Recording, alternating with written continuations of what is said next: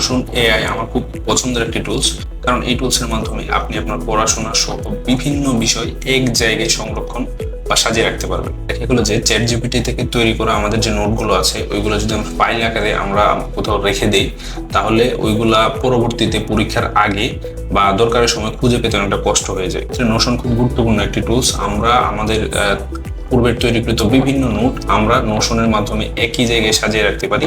এতে করে পরীক্ষার আগে বা আমাদের যখন দরকার পড়ে আমরা খুব সহজেই এগুলো খুঁজে বের করতে পারি, এবং এতে করে আমরা আমাদের অনেক সময় বাঁচাতে পারি এবং আমরা আরো প্রোডাক্টিভ হতে পারি। তাছাড়াও স্টাডি প্ল্যান এবং টাস্ক ম্যানেজমেন্ট করতে নোশন খুবই গুরুত্বপূর্ণ ভূমিকা পালন করে থাকে। এটি ব্যবহারের মাধ্যমে খুব সহজেই দিন, সপ্তাহ এবং মাসে পড়াশোনার যে প্ল্যান সেটা তৈরি করা যায়।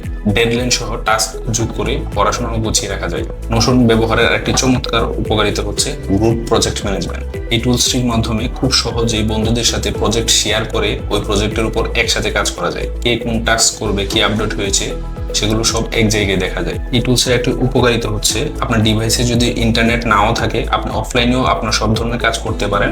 পরে যখন ইন্টারনেট কানেক্ট হবে তখন এটা অটোমেটিক সিঙ্ক হয়ে যাবে। এভাবে এই নোশনে আপনি আপনার একটা পড়ার ডিজিটাল জায়গা তৈরি করতে পারবেন, যেখানে পড়াশোনার সবকিছু এক প্ল্যাটফর্মে সাজিয়ে রাখতে পারবেন, একদম নিজের ডিজিটাল স্টাডি রুমের মতো।